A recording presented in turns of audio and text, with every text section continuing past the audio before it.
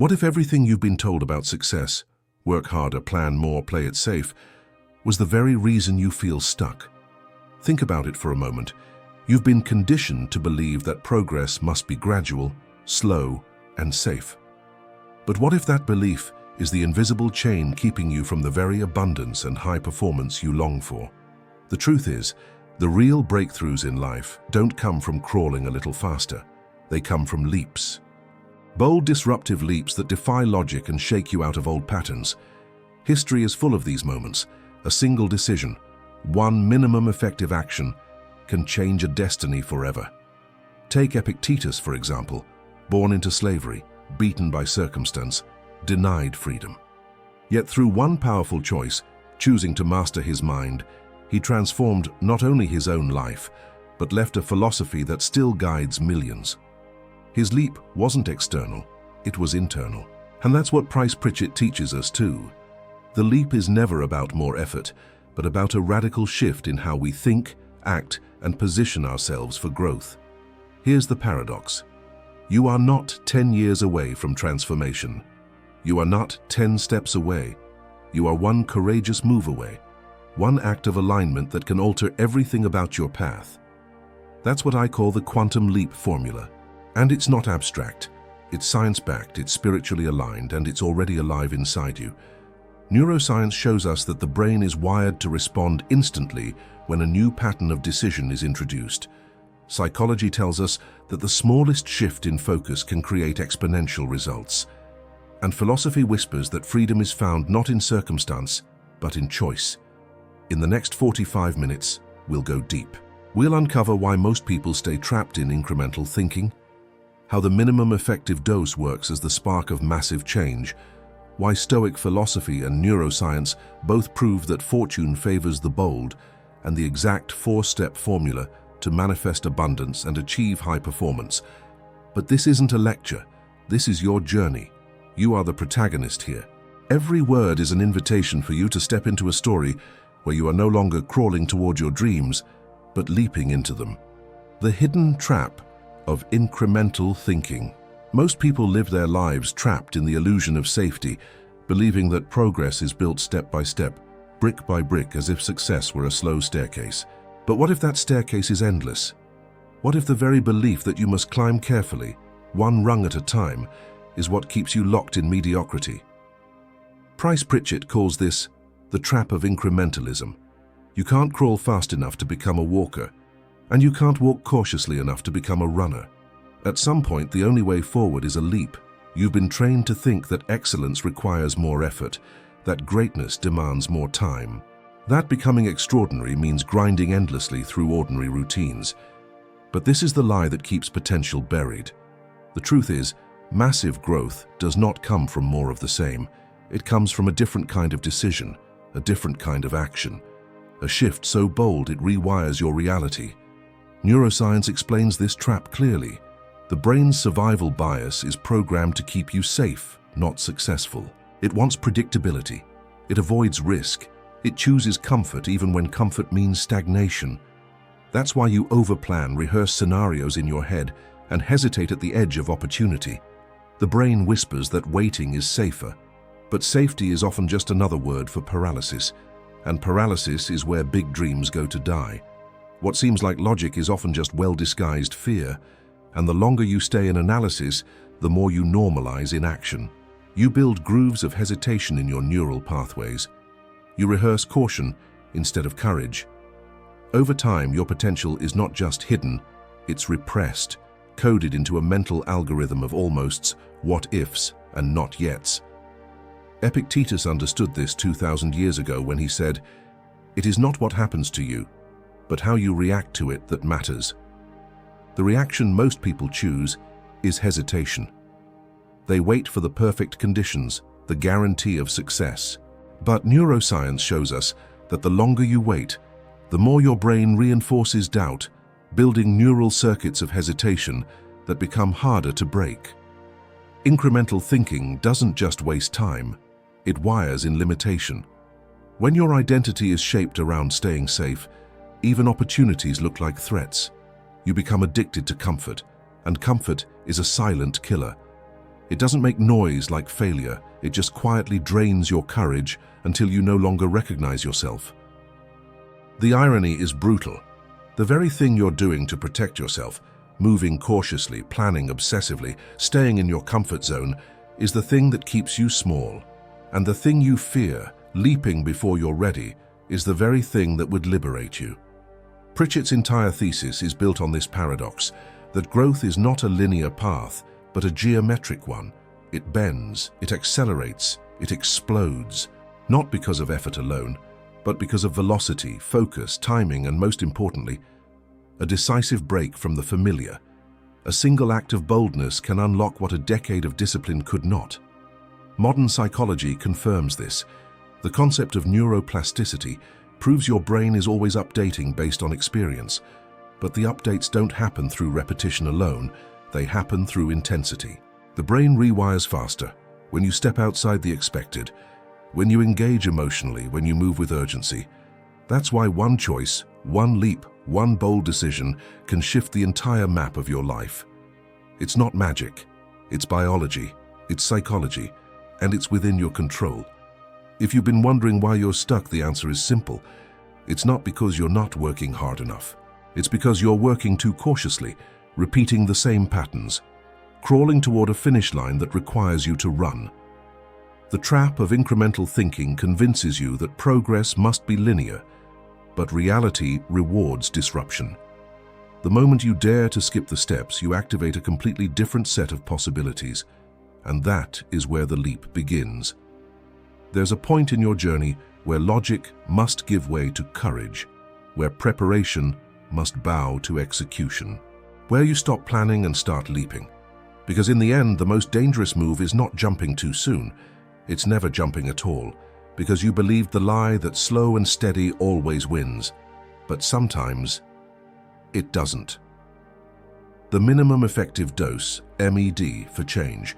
There's a hidden switch inside every life, a single point where the smallest intentional act can trigger the largest transformation. Most people never find it because they're too busy doing too much. They equate effort with impact. They believe that if they just hustle more, push harder, add another task, another book, another course, they'll eventually break through. But they don't. And that's because they're trapped in the wrong equation. Price Pritchett dismantles this myth with brutal clarity. He introduces a concept borrowed from pharmacology and performance science: the minimum effective dose. The MED is the smallest dose that produces the desired effect. Anything beyond that is waste. In other words, it's not about doing everything. It's about doing the one thing that matters most, and doing it now. When people ask, what is the first step to a quantum leap? They're usually expecting a complicated answer. But the truth is simple. It's the first step that actually moves the needle. The precise, intentional, non-negotiable act that begins the chain reaction. The MED is not about minimum effort. It's about maximum potency. Neuroscience supports this. The brain learns best through powerful, emotionally charged experiences. A single, meaningful act repeated with clarity has more impact on the brain than 1,000 scattered efforts. The problem is that we've been conditioned to believe in volume. More affirmations, more strategies, more planning. But what if one habit, done daily, could change everything? Epictetus understood this deeply. He didn't preach endless lists of self-improvement. He said, don't explain your philosophy, embody it. It's in the embodiment, the action, that real change begins. You can talk about your dreams, visualize them, journal about them, but until you do something, even something small, they remain fiction. MED is about turning vision into vibration through behavior. Take, for instance, the act of writing down your goals. Research cited by Pritchett shows that writing your goals increases your chances of achieving them by 43%. Why? Because the act of writing is symbolic. It signals commitment. It forces clarity. It transfers a desire from the abstract world of thought to the concrete world of form. That's MED. It's low effort, high impact. Another MED. Declaring your goal publicly to someone you trust. You're not adding complexity to your life. You're introducing accountability, or saying no to the one thing you always say yes to that drains your energy. or waking up 20 minutes earlier just to sit in silence and direct your intention. These aren't grand gestures, but they ripple through the nervous system, the subconscious, and the quantum field. The truth is that the mind respects simplicity when that simplicity is paired with courage. The reason most people avoid MD is because it feels too small to matter, or it's small enough to terrify them. Because small actions can't be rationalized. You can't explain them away. You can't hide behind complexity. They demand commitment. This is why the minimum effective dose is not just a productivity hack. It's a philosophical stance, a way of living that says, I will no longer drown in the noise. I will no longer delay my transformation under the weight of 10,000 plans. I will choose the one act, the one decision, the one truth that breaks the cycle. Pritchett's message is clear. You don't need to make 1,000 changes to create a leap. You need to make the right one, and then trust its unfolding. It's not the size of the act, it's the quality of your alignment. The universe doesn't respond to how much you do. It responds to how true you are in doing it. So the question isn't, what can you do to improve your life? The real question is, what is the one thing you're avoiding that would immediately raise your frequency, elevate your courage, and signal to life that you are ready? That is your med. Find it. Honor it. Begin. The Stoic Bridge, from Epictetus to Pritchett. Every leap starts in the invisible. Before any external shift, a transformation must occur in the inner world, in how we see, think, and decide. And this is where the ancient meets the modern, where Stoicism merges seamlessly with the science of performance, where the fire of Epictetus, the slave-turned-sage, lights the path to the quantum leaps of Price Pritchett. This bridge isn't built on theories, it's built on discipline. Epictetus didn't have wealth, he didn't have influence, but he had absolute power over one thing, his response. When he said, "You may not control all events, but you can choose how you meet them," he wasn't giving us a motivational quote. He was giving us a weapon, a mental sword to cut through excuses, self-pity, and fear. That same sword appears in Pritchett's writings, sharpened for a modern age. His version? Change doesn't require time, it requires courage. This is the first lesson of the Stoic Bridge. Mental discipline is the root of transformation. Without it, no leap sustains. The mind will default to safety, rationalization, and procrastination. But with it, even pain becomes fuel. Stoicism teaches you to face discomfort, not avoid it. Quantum leaps require that same willingness to step into the unknown, to override the brain's craving for certainty with a deeper clarity of purpose. Neuroscience confirms what the Stoics intuited. The prefrontal cortex, responsible for focus, intention, and rational override, grows stronger through disciplined thinking. The more we direct our thoughts consciously, the more our brain reconfigures itself to support that identity. This is not wishful thinking, it's neuroplasticity, and it begins with the decision to stop being a slave to emotion and become a master of perception. Epictetus taught that our judgments about events create our suffering, not the events themselves.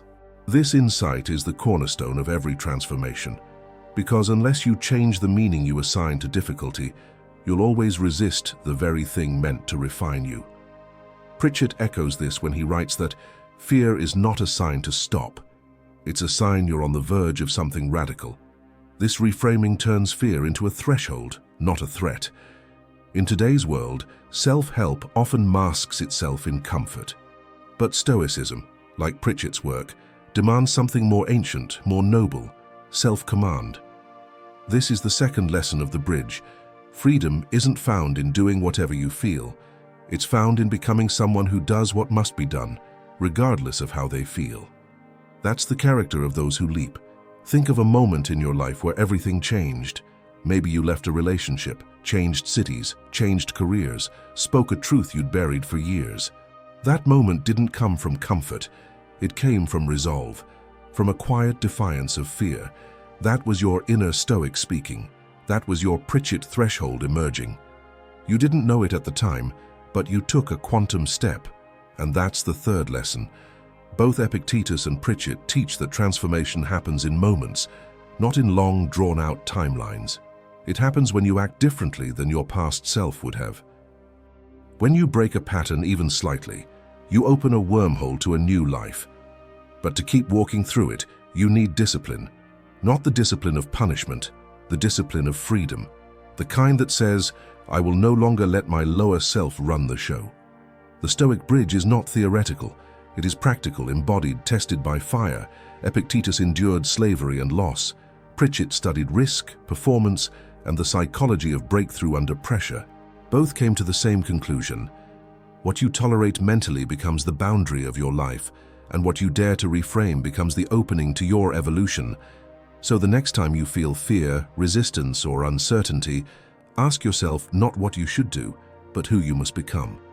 And become it. That is the essence of Stoic power. That is the requirement for a quantum leap. Neuroscience of abundance and luck.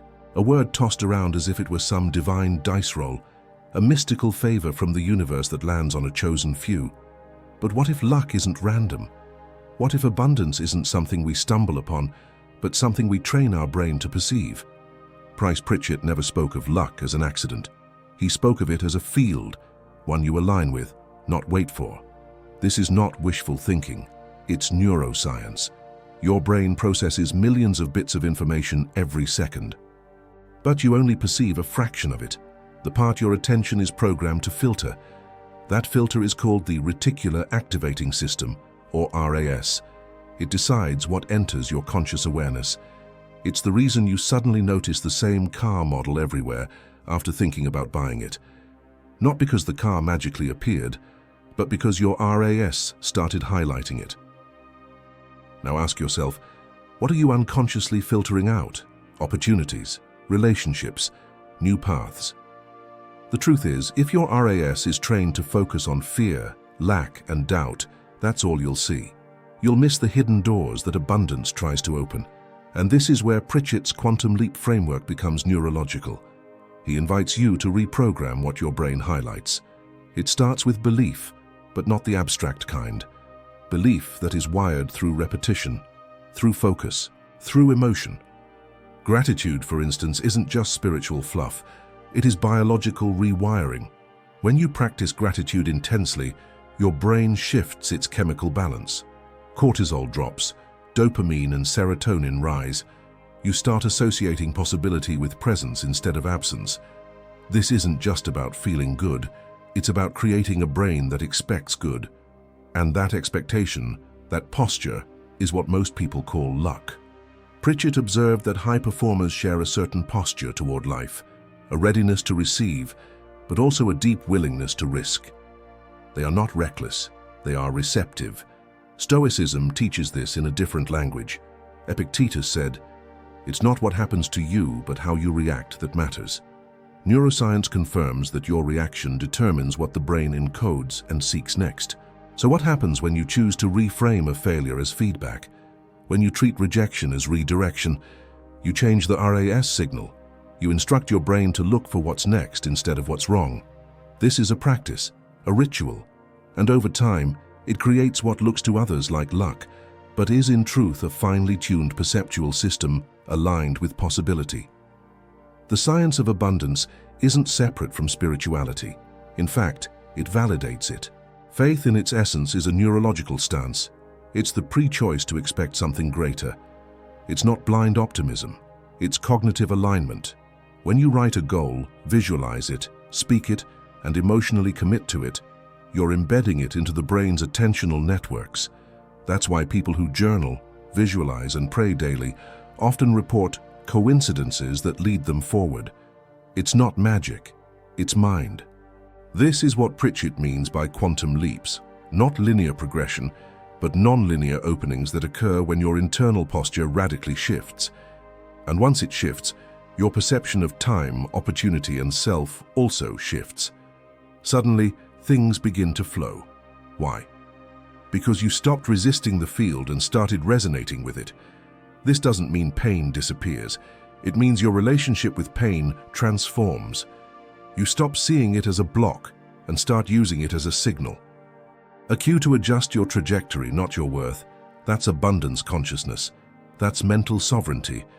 And it's available the moment you choose to train your mind, not just react to life, In a world obsessed with tactics, hacks, and endless striving, Pritchett reminds us of something timeless, that the most powerful shift is invisible.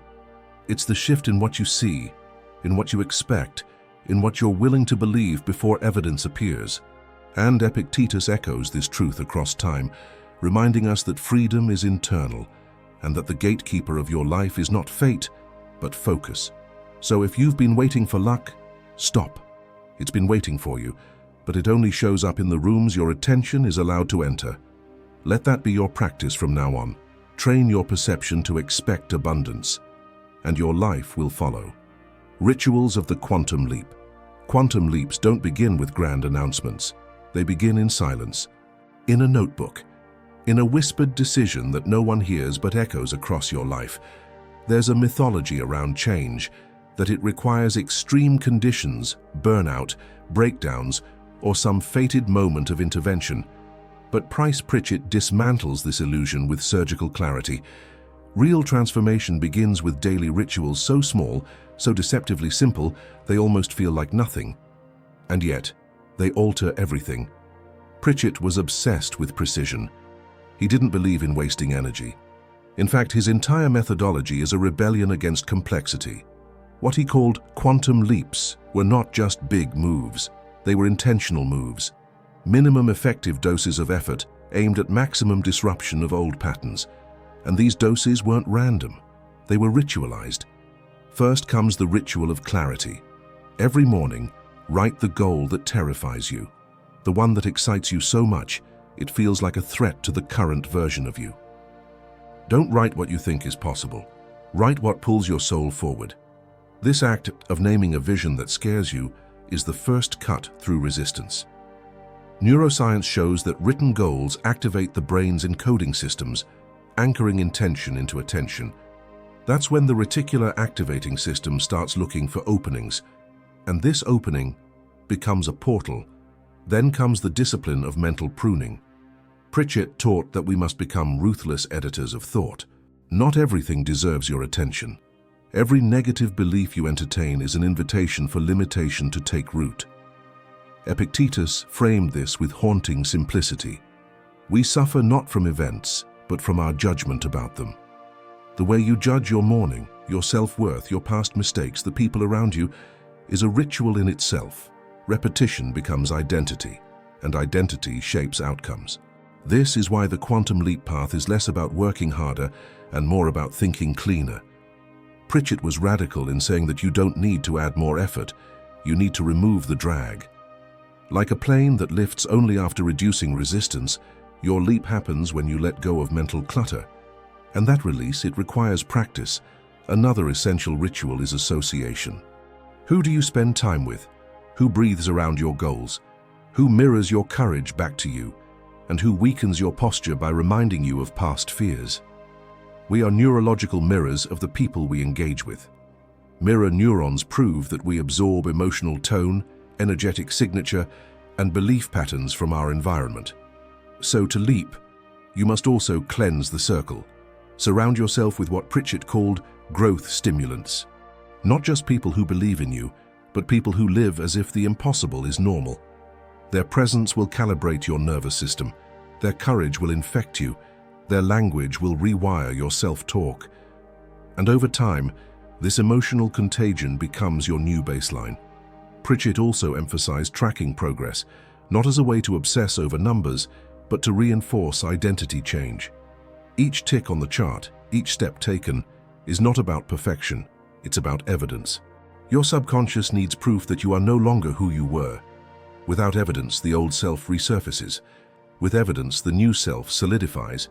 And perhaps most overlooked of all, the ritual of stillness, the ability to do nothing, and trust. This is where Stoicism meets manifestation, not in effort, but in posture. Epictetus said, "Don't explain your philosophy, embody it. You don't need to defend your dream, just live it, even in the invisible moments, even when results haven't arrived, especially then. In stillness, the nervous system reclaims energy. In stillness, faith is tested and strengthened. In stillness, the quantum field has space to respond. These rituals, clarity, pruning, association, tracking, stillness, are not a to-do list. They're a rhythm, a vibration, a new song that your life starts to hum, and with repetition, that song becomes a magnet. Quantum leaps are not forced, they are summoned. And your rituals are the invocation, turning pain into power. Pain is not the enemy, it's a signal, a messenger, a sacred threshold, and most of us, conditioned by fear, spend our lives running from it. But what if pain was not punishment, but a portal? What if your resistance to pain is the very thing blocking your quantum leap? Price Pritchett knew that most people don't fail because of effort or intelligence. They fail because of avoidance.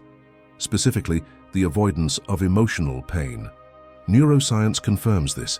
The adult brain is wired to anticipate and avoid discomfort. It predicts emotional consequences, often exaggerating them. That's why we procrastinate, play small, or stay silent. We aren't lazy, we're afraid of the emotional cost of change. But here's the paradox. Avoiding pain is what creates suffering, and accepting pain is what births transformation. This is the philosophy of anti-fragility, the concept introduced by Nassim Nicholas Taleb, that certain systems grow stronger when exposed to stress. The psyche is one of them. When we move toward the pain, not away from it, something ancient and powerful awakens within us. The Stoics lived this truth. Epictetus, born into slavery, did not see pain as misfortune. He saw it as a forge where the soul is tempered. He said, "Difficulties show what men are." In other words, your leap does not happen in the absence of pain. It happens through the refinement pain brings, but only when pain is met consciously. Pritchett didn't romanticize suffering. He didn't suggest we go looking for it. But he made one thing clear. If you're committed to making a quantum leap, you must accept the emotional discomfort that comes with it, because by definition, a leap takes you beyond your current identity. And letting go of the old self hurts. It's death. Tiny deaths over and over, until a new version of you takes form. This is why most people never leap. They cling to safety, not because it's fulfilling, but because it's familiar. The brain equates familiarity with survival, but your soul craves something more. And that craving is a sacred ache, the kind that whispers, "There's more to you than this." So how do you turn pain into power? First, you name it. Emotional pain thrives in vagueness. When you don't define what you're afraid of, it multiplies. But when you give it shape, I'm afraid of failing, I'm afraid of being judged, I'm afraid of outgrowing my tribe, it shrinks. Clarity is the beginning of mastery. Then you frame it. Instead of seeing discomfort as a problem, see it as preparation. The discomfort of growth is different from the suffering of stagnation. One stretches you, the other suffocates you. Learn to discern the difference. Pain that leads to expansion is not to be feared, it is to be followed. Next, you move with it. You take action even as the fear trembles in your voice, even as your hands shake. Because courage is not the absence of fear, it is movement despite it. The moment you act in alignment with your future self, the pain begins to alchemize. It doesn't disappear, it transforms into strength, into resilience, into power. Lastly, you witness the cycle. Every quantum leap has a death before the rebirth, a collapse before the rise. That is not failure, that is the path. And when you understand that, pain loses its sting, because now you see it not as a barrier, but as a guidepost. Epictetus reminds us, "No man is free who is not master of himself." Mastery over self does not mean control over circumstances.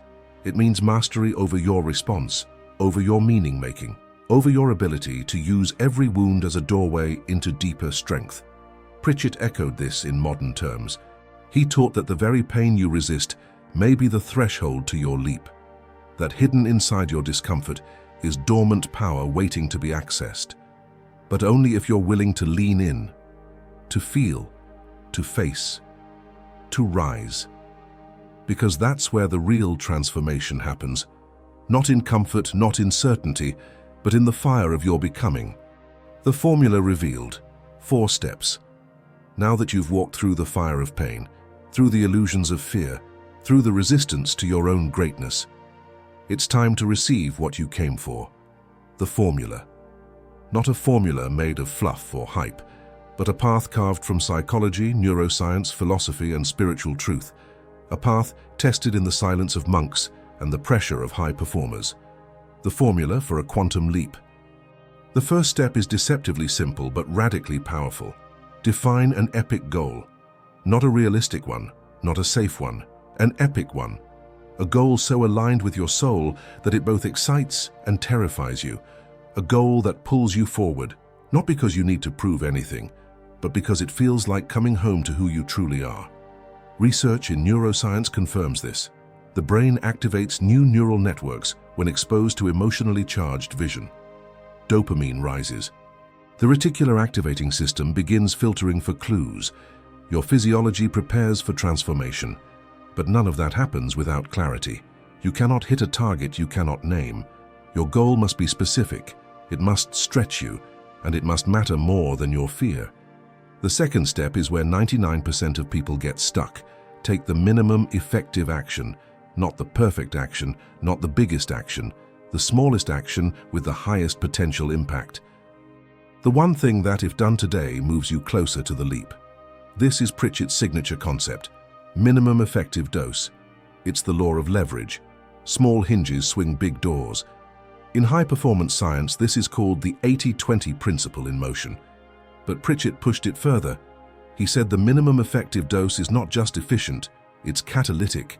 It creates momentum disproportionate to effort. It collapses timelines. One email, one decision, one uncomfortable conversation, one boundary, one declaration, one moment of truth. This is not about doing more. It's about doing what matters most. Step 3 is the one most people avoid. Reframe failure as feedback. The leap requires rejection, delay, messiness. It's a spiritual law, but it's not personal. When a baby walks for the first time and falls, we don't say he failed. We say he's learning. You must reclaim this innocence, because your quantum leap doesn't happen in a straight line. It happens in spirals, in cycles, in paradox. You leap, you fall, you learn, you leap again. Every fall contains data. Epictetus taught, it's not what happens to you, but how you react to it that matters. Pritchett mirrored this when he said, the key to the quantum leap is to act in spite of uncertainty. And what creates certainty is not external, it's how you code your experience. Do you see the delay as punishment or preparation? Do you interpret the silence as absence or incubation? Your meaning creates your momentum. Step 4 is the one that separates dreamers from lepers. Repeat until breakthrough. Consistency, not intensity, shapes your destiny. The quantum leap is not a one-time event. It's a frequency, a lifestyle, a dance with uncertainty, anchored by vision and daily courageous acts. Neuroscience calls this Hebb's law. Neurons that fire together wire together. Every time you choose the action that matches your future self, you deepen the pathway of transformation. You make the leap real, tangible, inevitable. That's why you must return day after day to the epic goal, to the minimum action, to the reframing of setbacks.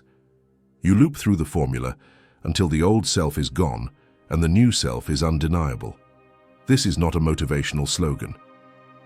This is the integration of Stoic resilience, modern neuroscience, behavioral psychology, and spiritual alignment. And it works. It has worked for thousands. It has worked for leaders, creators, dreamers, warriors. It works for you, if you commit. Define the epic goal. Take the minimum effective action. Reframe failure as feedback. Repeat until breakthrough. This is the quantum leap formula, not theory, not luck, but intention, embodiment, and divine precision. And it begins with a single irreversible decision to leap. Somewhere in a quiet room years ago, a man named Price Pritchett sat with one thought echoing through his mind. You can't crawl fast enough to become a walker. He wasn't writing a book to impress anyone. He was trying to survive the tension between what was and what could be. That tension is where the quantum leap lives. Not in comfort, but in the space between who you are and who you're meant to become. And if you listen closely, you'll hear it too. the whisper of a greater version of you, the one who stopped planning and started doing, the one who didn't wait for permission, the one who finally understood that one act of courage could override 10 years of hesitation. You don't need to feel ready. You only need to move differently, not because it's easy, because it's aligned, and that's where everything changes. Let me tell you something personal. I've seen people, maybe just like you, living small lives inside big dreams, paralyzed not by lack of potential, but by habits of fear. And I've also seen people who chose one day to stop apologizing for their dreams. And within weeks, their lives became unrecognizable. There's no magic, just motion. There's no secret, just the formula. And now it's yours. So here's what I want you to do. Right now, in the comments, write your epic goal. Not the safe one. Not the sensible one. The one that makes your stomach flip. The one that feels so big you'd only dare to speak it in a sacred space like this. Write it. Declare it. Make it real. If this video stirred something in you, if it reminded you of your power, your truth, your leap, then like this video, subscribe to the channel, and share it with someone else who's on the edge of their own greatness. This is just the beginning. Your mind has been restructured. Your heart has been reawakened. Your spirit has been reminded, and your quantum leap has already begun. See you in the next video, where we dive deeper into the neuroscience of manifestation and how your brain holds the key to divine abundance. But for now, go do the one thing, the one act, the one minimum effective step, and don't look back.